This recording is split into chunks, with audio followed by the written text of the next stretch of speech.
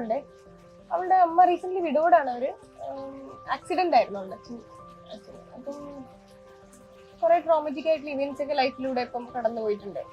അതിനുശേഷം ഭയങ്കരമായിട്ട് അവർക്ക് ബാക്ക് പെയിനും പിന്നെ മുട്ടുവേദന, ശരീരവേദന, അങ്ങനെ പലതരത്തിലുള്ള പെയിൻ റിലേറ്റഡ് ആയിട്ടുള്ള കാര്യങ്ങൾക്ക് വേണ്ടി ഹോസ്പിറ്റലിൽ പോയി. ഡോക്ടറിനെ കണ്ടു, ഓർത്തോയെ കണ്ടു, മരുന്ന് കഴിച്ചു, സ്കാൻ ചെയ്ത് നോക്കി, എന്നിട്ടും ഇല്ല, പ്രശ്നങ്ങളൊന്നുമില്ല. മരുന്ന് കഴിച്ചിട്ടും അവർക്ക് പിന്നെയും ഇതേ പ്രശ്നങ്ങൾ തന്നെയുണ്ട്. ഇതില് what's you take on this? എന്താണ് തോന്നുന്നത് തന്നെ? ബാക്ക് പെയിൻ, ജോയിന്റ് പെയിൻ, ഇതൊക്കെ ഒരു റിയാലിറ്റി തന്നെയാണ്. മേ ബി ഫർദർ കൺസൾട്ടേഷൻസ് എടുക്കേണ്ടി വരുമായിരിക്കും. വേറെ ഡയഗ്നോസിസ് എന്തെങ്കിലും കണ്ടുപിടിക്കുക എന്നുള്ളതിന് വേണ്ടി കുറച്ചുകൂടി നമ്മളൊന്ന് ആഴത്തിൽ അതിനെ എന്താ പറയുക ഇൻവെസ്റ്റിഗേറ്റ് ചെയ്യേണ്ടത് വരും.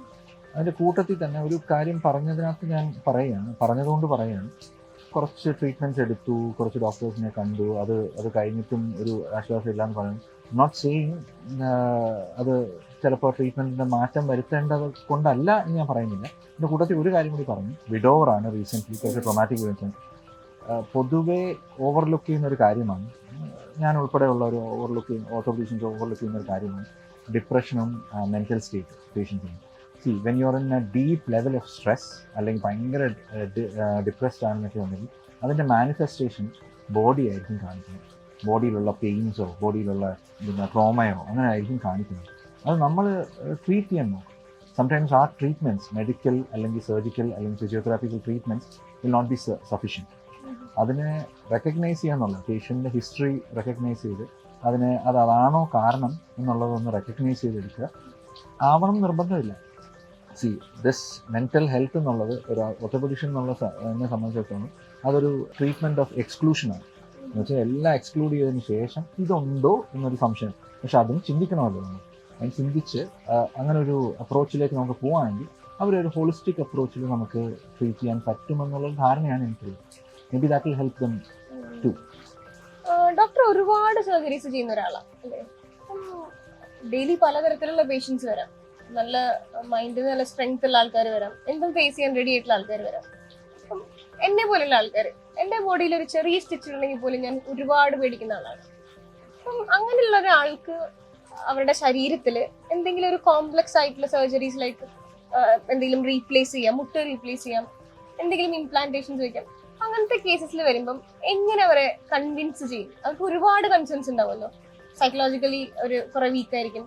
അങ്ങനത്തെ കേസിൽ അവരെങ്ങനെ കൺവിൻസ് ചെയ്യാൻ പറ്റും ഇതൊക്കെ ഓക്കെ ആണ്, നമുക്കത് പ്രശ്നമില്ല എന്നുള്ളത്? അതൊരു വലിയൊരു ബുദ്ധിമുട്ടുള്ളൊരു ടാസ്ക്കാണ്. അതെങ്ങനെയാണ് കൺവിൻസ് ചെയ്യാറുള്ളത്?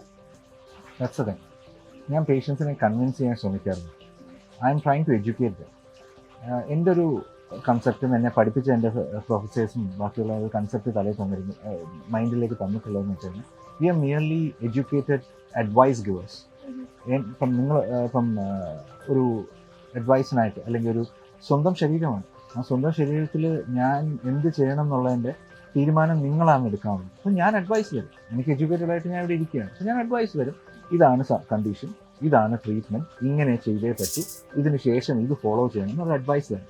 അത് എന്നെ ഫോളോ ചെയ്യാം അല്ലെങ്കിൽ വേറെ ആരെങ്കിലും പോയി ട്രീറ്റ്മെൻറ്റ് എടുക്കാം. That doesn't matter. It doesn't matter. So it doesn't matter to me that who you get your treatment from. എൻ്റെ അടുത്തേക്ക് വരുന്ന ഒരാളാണെന്നത് എൻ്റെ അടുത്ത് നിന്ന് ട്രീറ്റ്മെൻറ്റ് എടുക്കണം എന്ന് എനിക്ക് നിർബന്ധമില്ല. But I will to my capacity അതെന്താണെന്ന് എഡ്യൂക്കേറ്റ് ചെയ്ത്. So I'm not gonna convince you to do surgery with me. I'm gonna tell you this is the condition, this is what is happening, you take your treatment. If you are convinced well and good, ഞാൻ ചെയ്തു തരും, എൻ്റെ കപ്പാസിറ്റിക്ക് അനുസരിച്ച് ഞാൻ ചെയ്തു തരും. പക്ഷേ അതല്ല, കൺവിൻസ് അല്ലെന്നുണ്ടെങ്കിൽ I'm not discourage, but I will educate you. അറിഞ്ഞുകൊണ്ടൊരു തീരുമാനം എടുക്കുക, ഫുള്ളി എഡ്യൂക്കേറ്റഡ് ആയിട്ട് ഫുള്ളി ഒരു കാര്യം മനസ്സിലാക്കി ഒരു ട്രീറ്റ്മെൻറ്റ് എടുക്കുക.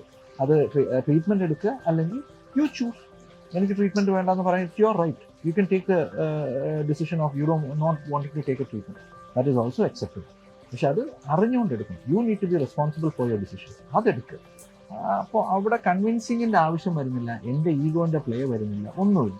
I am going to educate you whether you take treatment from me or not. അപ്പോൾ ഞാനത് പറഞ്ഞു തരും. then you can decide what you want to do. ഈ കൺവിൻസ്ഡ് ആയാൽ കൂടെ അവർക്ക് സർജറിക്ക് മുൻപോ അതിന് ശേഷമോ പലതരത്തിലുള്ള സൈക്കോളജിക്കൽ ബുദ്ധിമുട്ടുകളൊക്കെ വരാൻ സാധ്യതകളുണ്ട്. ഡിപ്രസ്ഡ് ആവാം, സ്ട്രെസ് അല്ലാതെയുള്ള ഫ്യൂച്ചറിനെ ആലോചിച്ചിട്ടുള്ള സ്ട്രെസ്സുകൾ വരാം. അങ്ങനത്തെ കേസുകളിൽ how do you do you ever incorporate mental health professionals in your practice, അല്ലെങ്കിൽ സൈക്കോളജിക്കൽ കെയർ കൊടുക്കാൻ വേണ്ടിയിട്ട് എങ്ങനെയാണ്? ഐ വുഡ് ലൈക്ക് ടു ഒരു മൾട്ടി ഡിസിപ്ലിനറി അപ്രോച്ച് എടുക്കുക എന്നുള്ളത് എന്നൊരു ആഗ്രഹമാണ്, പക്ഷെ പലപ്പോഴും നടക്കാറില്ല.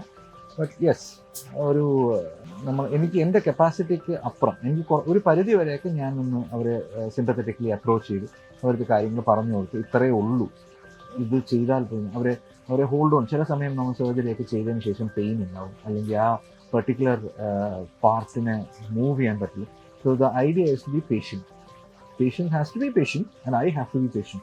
അവരുടെ അടുത്ത് പറഞ്ഞ് വെയിറ്റ്, പുഷ് ത്രൂ എന്ന് പറഞ്ഞ് ഒരു പരിധി വരെ പോകും.